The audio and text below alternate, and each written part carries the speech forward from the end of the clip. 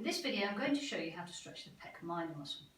This is a useful stretch for everyone, but particularly useful for people that spend large periods of time behind a desk, or swimmers and cyclists as well. So the pec minor is a relatively small muscle that attaches to the coracoid process of the scapula, so this prominent bony feature here, which is like the front part of the shoulder blade, as you can see here.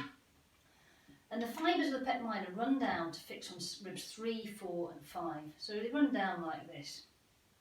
One of the key functions of this muscle is to protract the scapula, to tilt that shoulder blade forward.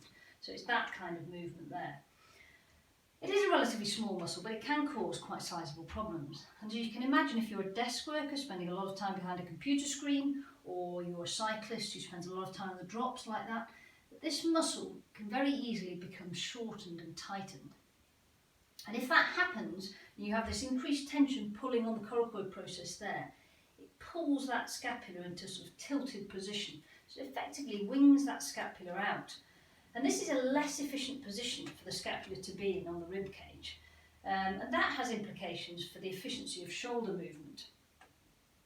Also, if the scapula is tilted forward, then it actually creates a slightly different positioning of the shoulder joint, so you have actually a bit more internal rotation of the shoulder here, so it's that movement there. And when the shoulder is slightly more internally rotated, it's also a less efficient position for it to be in.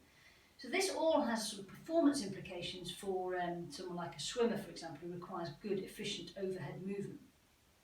Additionally, if the scapula is tilted forward and you've got some internal rotation of the shoulder, the space here, which is this subacromial space, is narrowed, and that means that you're more likely to compress or irritate some of the structures that run underneath this acromion.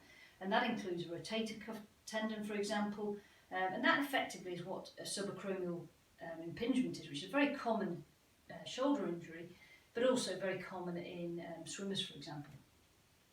Additionally, if you've got a tight pec minor, then it actually can compress some of the structures that run underneath that pec minor, and that includes some of the neurovascular structures. And if that happens, then you can get numbness and tingling down the arm, or pins and needles in the fingers, for example. Additionally, if you have a tight pec minor, as well as tilting the shoulder blades forward and internally rotating the shoulders, it actually creates a more curved sort of thoracic spine here. And if that happens, if you can watch in my neck now, so if I have a more curved, sort of internally rotated shoulders here, then it actually makes the neck sort of extend like that, and it can irritate some of the structures in the neck and compress some of these joints here. So there are a number of reasons why you'd want to stretch your pec minor and prevent it being short and tightened. And it's actually very easy to stretch. So if I show you now how to stretch the pec minor on my left side, so what you want to do is stand sort of quite close to the wall and extend your shoulder behind you, so your hand is about head height, and your hand needs to be about 45 degrees to the vertical. So what I'm doing there is fixing that upper part of the pec minor there.